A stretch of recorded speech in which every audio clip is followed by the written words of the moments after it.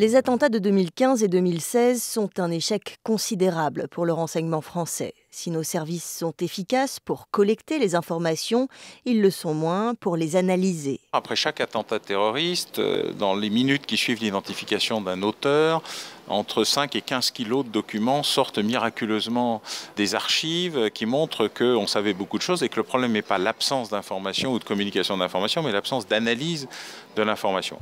C'est pourquoi, pour lutter contre le terrorisme, les services de renseignement ont décidé d'embaucher de nouveaux profils. La capacité que nous aurons peut-être de déradicaliser des individus va dépendre aussi de sciences sociales, de sciences psychologiques, cliniques, qui ne sont pas dans la sphère de compétences des services de renseignement.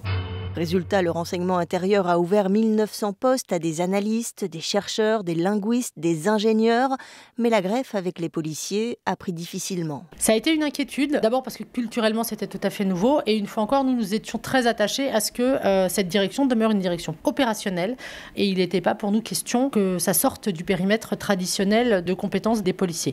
Cette réticence très française, on ne l'a pas aux États-Unis. Là-bas, non seulement les services de sécurité travaillent avec les universitaires, mais ils vont jusqu'à faire appel à Hollywood. On a observé après le 11 septembre, la CIA et le Pentagone et l'ensemble des grandes institutions de la sécurité américaine ont fait appel à des scénaristes de Hollywood pour imaginer des scénarios d'attaque qu'eux-mêmes n'avaient pas prévus ou pour imaginer les conséquences qu'il pourrait y avoir de certains scénarios d'attaque.